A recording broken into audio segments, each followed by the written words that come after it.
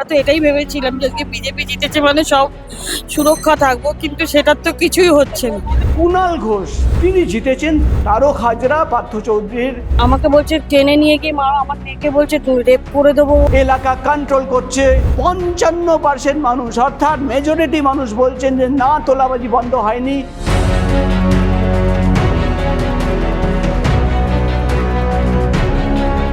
এই 20 সেকেন্ডের ভিডিওতে যে মহিলাকে আপনারা কাঁদতে দেখলেন তার নাম রীতা চৌধুরী, এবং এই ছবি কোনো বাংলার গ্রামগঞ্জে নয়, কলকাতা শহরের ছবি। তিনি কেন কাঁদছেন, তিনি কেন কাঁদলেন এবং তিনি কোন জায়গায় গিয়ে কাঁদছেন, সেটাই কিন্তু আজকে আমাদের প্রতিবেদন। নমস্কার, আপনাদের সঙ্গে আমি প্রকাশ সিনহা। আপনারা দেখছেন দ্য বং ভয়েস। যে মহিলা কাঁদছেন বা কান্নায় ভেঙে পড়েছেন তিনি বেলেঘাটার বাসিন্দা, কলকাতার বাইপাস সংলগ্ন বেলেঘাটা এলাকা, এবং তিনি আজকে সকালবেলা পৌঁছে গেছিলেন মুখ্যমন্ত্রী শুভেন্দু অধিকারীর জনতা দরবারে।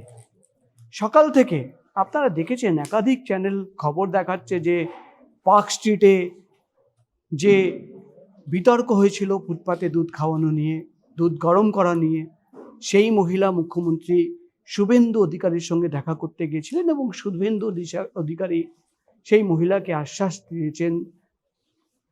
সেই খবর সমস্ত চ্যানেলে আপনারা দেখেছেন।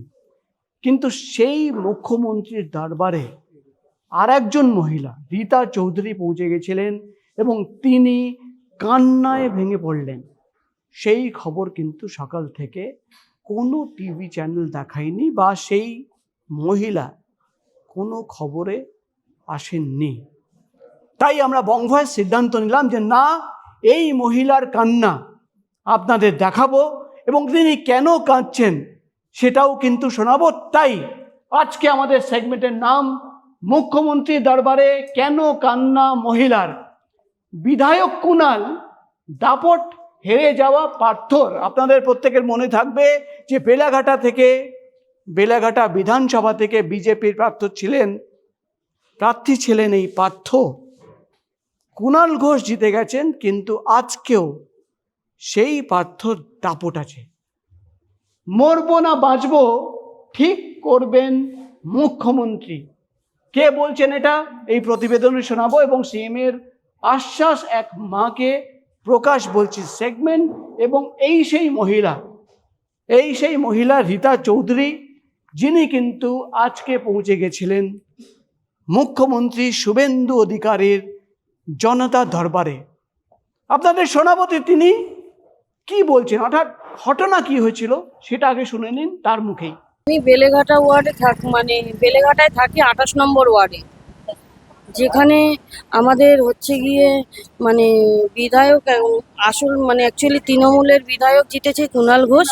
হ্যাঁ, কিন্তু পার্থ চৌধুরী ওখানে সব কিছু ইয়ে করে। তো আমরা ওই পার্থ চৌধুরীর লোক তারক হাজরা কতগুলো সেও তৃণমূল করতো, আর যারা তৃণমূল করতো তাই সেই সব ছেলেদের নিয়ে গুন্ডামি করছে, তোলাবাজি খাচ্ছে, আর এরকম ঘর থেকে টেনে নিয়ে গিয়ে মারছে। এর কোনো প্রতিবাদ হচ্ছে না। আমরা তো এটাই ভেবেছিলাম যে আজকে বিজেপি জিতেছে মানে সব সুরক্ষা থাকবো, কিন্তু সেটার তো কিছুই হচ্ছে না। আপনারা দেখলেন তিনি বলছেন যে কিভাবে এলাকায় জিতেছেন কুণাল ঘোষ, কিন্তু এলাকা চালাচ্ছেন, দাপট রয়েছে সেই পার্থ চৌধুরীর। তিনি যে কান্নায় ভেঙে পড়লেন, আর একবার শুনুন, আর একবার দেখুন যে কাঁদতে কাঁদতে তিনি কি বলছেন। আমি বেলেঘাটা ওয়ার্ডে বেলেঘাটায় থাকি, 28 নম্বর ওয়ার্ডে, যেখানে আমাদের হচ্ছে গিয়ে বিধায়ক আসল অ্যাকচুয়ালি তৃণমূলের বিধায়ক জিতেছে কুণাল ঘোষ। হ্যাঁ, কিন্তু পার্থ চৌধুরী ওখানে সব কিছু ইয়ে করে।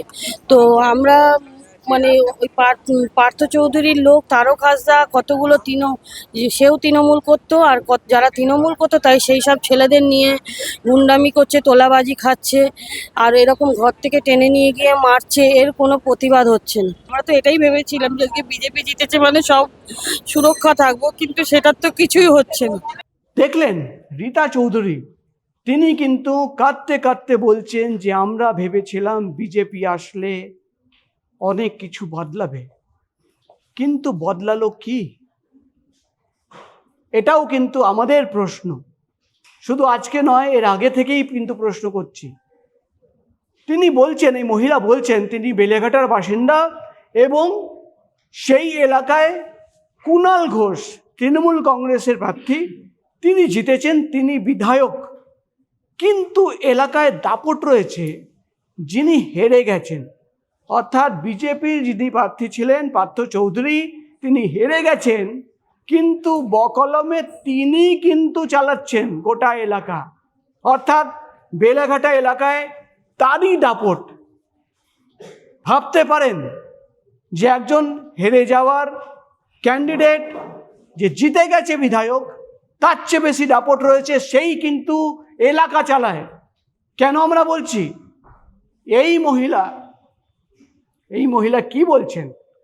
পুলিশের কাছে গেলে পুলিশ কিন্তু বিজেপি নেতাদের কাছে, অর্থাৎ একটা নাম নিচ্ছেন পার্থ চৌধুরী এবং তারক হাজরা পার্থ চৌধুরীর সাগরেদ, পুলিশের কাছে তিনি গেছিলেন এবং পুলিশ বলে যে তারক হাজরার কাছে যাও, যাকে কন্ট্রোল করেন এই পার্থ চৌধুরী।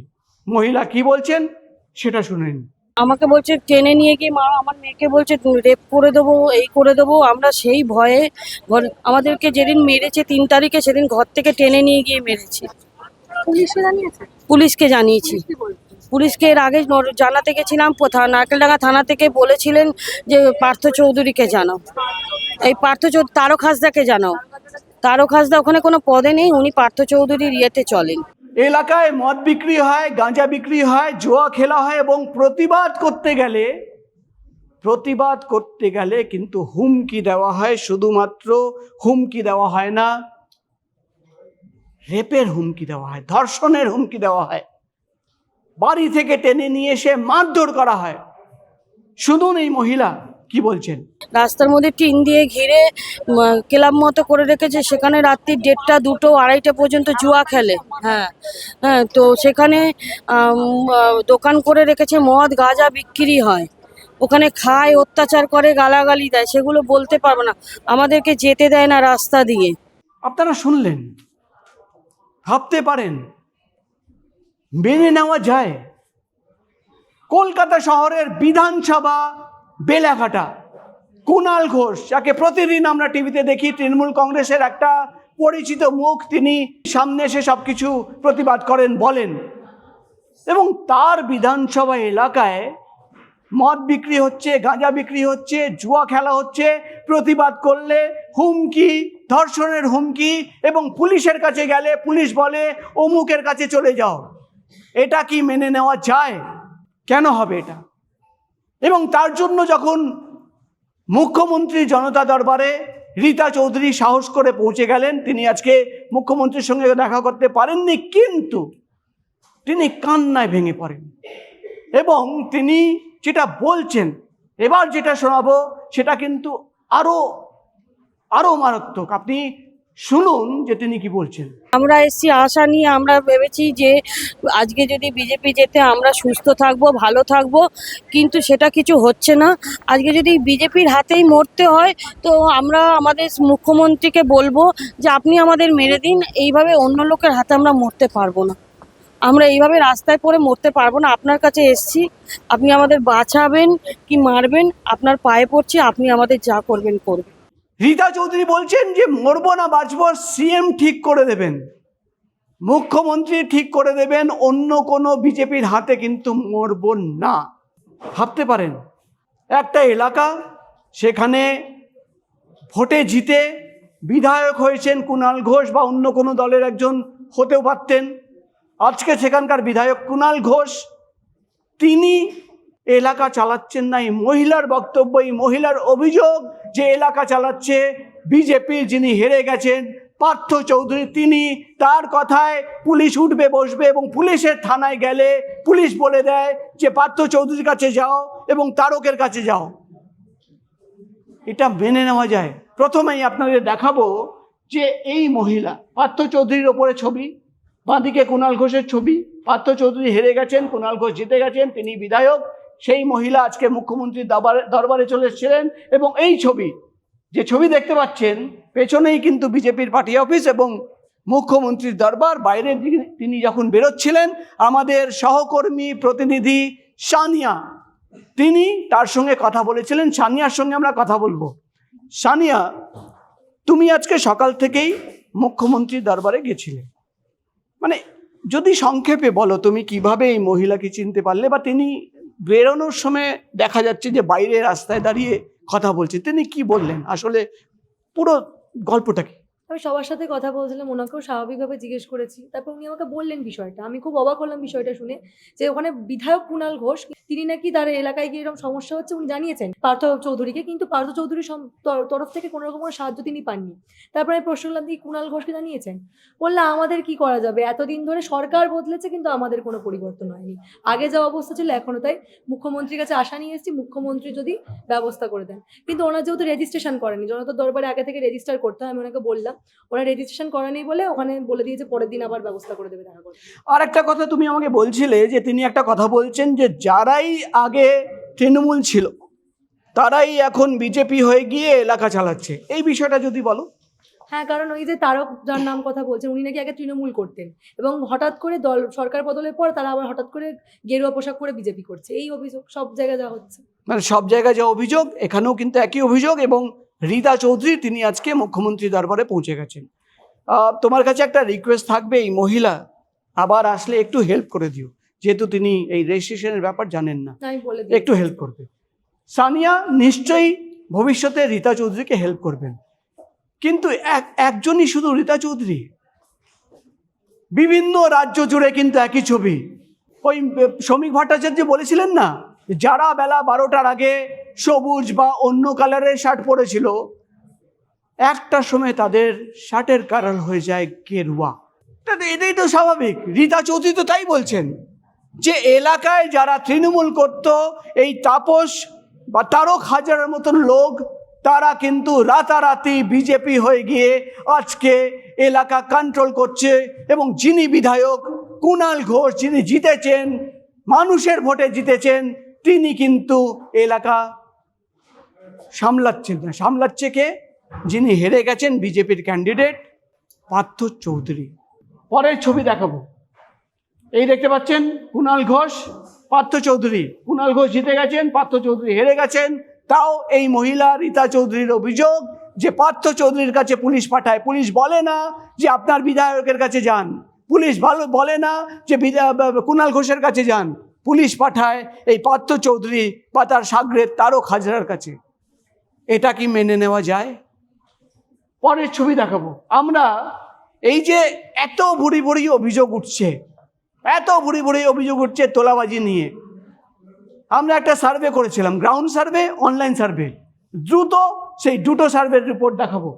আমরা যে গ্রাউন্ড সার্ভে করেছিলাম সেখানে প্রশ্ন করেছিলাম, নতুন সরকারে তোলাবাজি কি বন্ধ হয়েছে? হ্যাঁ বলেছিলেন 70% মানুষ, না বলেছিলেন 19%, প্রায় 20% মানুষ। কিন্তু যে মুহূর্তে আমরা অনলাইন সার্ভে করলাম সেখানে কিন্তু চিত্রটা অনেক বদলে যায়। আমাদের অনলাইন সার্ভে প্রশ্ন ছিল, নতুন সরকারে কি তোলাবাজি বন্ধ হয়েছে?